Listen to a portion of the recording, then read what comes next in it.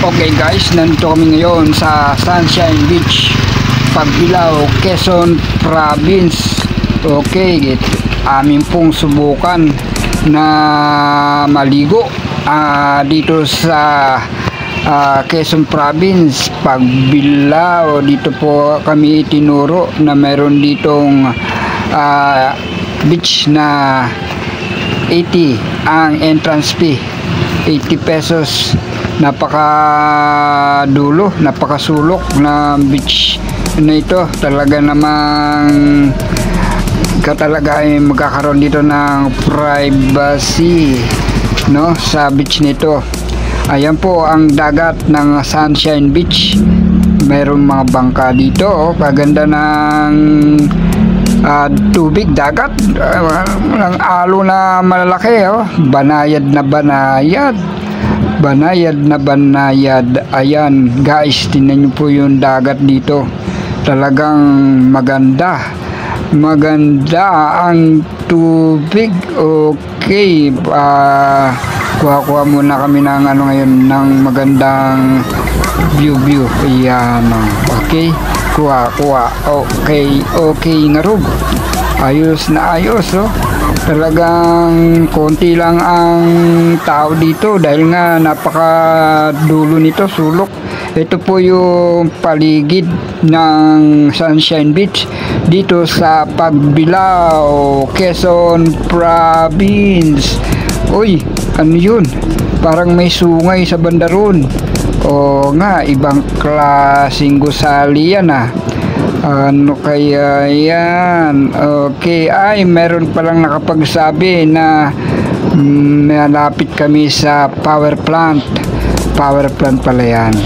Ayun lang ang problema mga kaibigan, meron pong salabay. May dikya akong nakita, kulay itim. Ayun, dalawa. Naku po, hindi maganda ang palidigo dito kapag merong salabay. Meron pong salabay akong nakita dito. Mahirap po maligo dito. Okay sana ang dagat, kaso meron palang salabay o dikya. Yan po ay Makati. Ako po, Makati po yung dikya na yan. Naku, ang problema pala rito ay mayroong dikya sa Sunshine Beach. Ayan po, tingin po sila sa dikya. Mahirap na, hirap ng masalabay. Yun lang ang problema rito, mayroong dikya. Ayan, ay nadako. Grabe. Ay no? Ay nakot, oh. Dito kaya yung ano, yung Makati na ano. May meron dun puti. Puti nga yung Makati nyo. Opo. Dito ba hindi na kapag? Ano yan? Ang Makati yung puti. Opo, yan po yung kumakapit sa balat. Ito naman po Ayun yung Makati. Opo, ito naman po hindi. Ay, hindi. Parang kulay blue. Deli nga. Oo. Ay, yung Ito black yung type. labugon tinatawag, pero hindi ito yung Makati. Kaya pwede mo siyang hawakan. Pwede hindi siya Makati.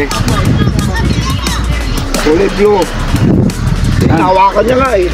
Oo, hindi Makati. Ayan, binalik niya sa dagat para lumangoy ulit siya.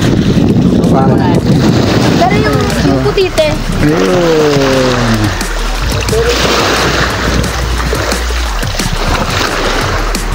Ayun po ang sabi ng caretaker, puti at violet ang matindi, no? Ay yung pula, matindi daw yun na salabay.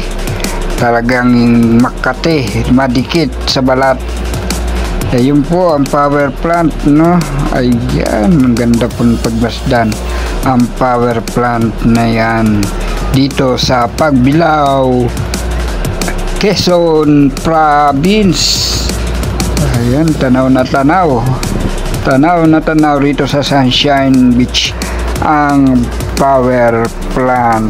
Ayun na po ang mga kaibigan.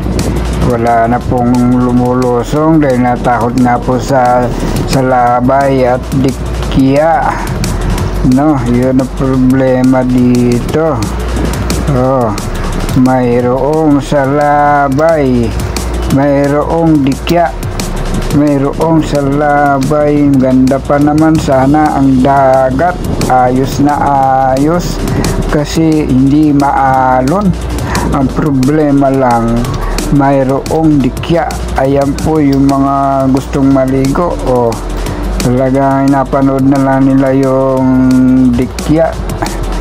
Nako, hindi mag-i-enjoy ang mga bata sa Sunshine Beach ngayon dahil may mga dikya at salabay.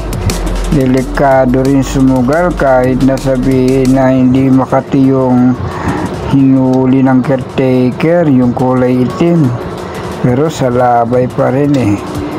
At medyo nag-iingat din yung mga naliligo dito.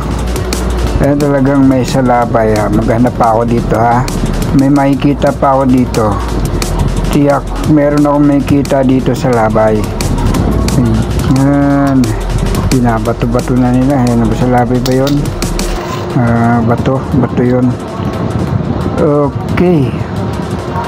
Hanap tayo sa labay. So, tuloy tayo dito. Tuloy tayo dito. Tiyak may salabay pa. May salabay pang makikita. Hindi bato yun. Hindi yata salabay yun, no? Bato. Okay. Tiyak meron yan dito. Oh, ayun, no? Sabi na eh, oh. Ayan, no? Kitang-kita yun sa labay. Yun, lumubog na. Lumalangoy kasi siya.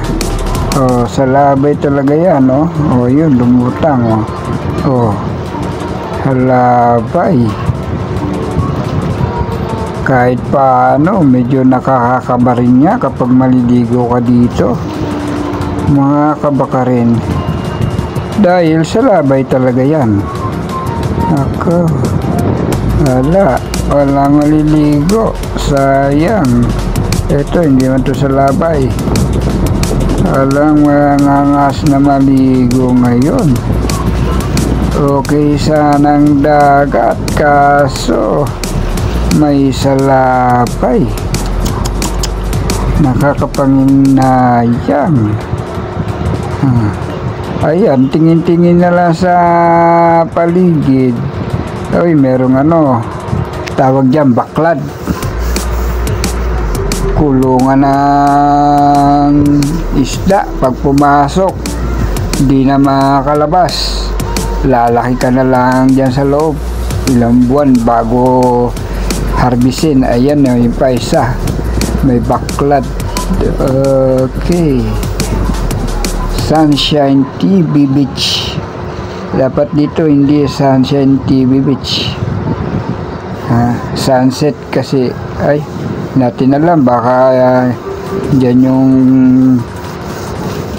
paglitaw o paglubog. Hindi natin alam saan nanggagaling ang sikat ng araw sa lugar nito. Rin dyan.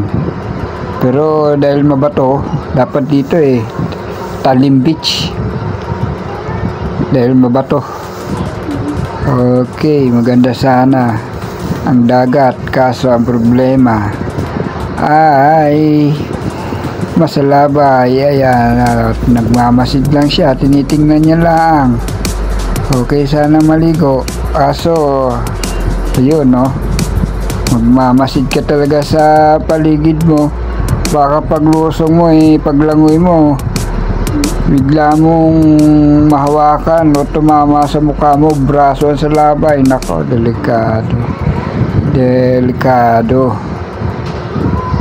delikado talaga ang salabay, kasi tiyak kati ang abutin. Kaya ngayon, ano pang gagawin namin? Nagpasya na kaming umalis dahil hindi mag-enjoy, may salabay. Ayan po, kaya kami ngayon ay pupunta na lamang sa Bentipool. Okay, tunghayan niyo po mga kaibigan ang aming pupuntahan na paliguan, ang 20 pool. Kasi tinawag na 20 pool dahil 20 lang po ang entrance sa swimming pool na aming pupuntahan. Ayun po, doon na lang po kami sa 20 pool kasi hindi kami mag-enjoy dito sa dagat.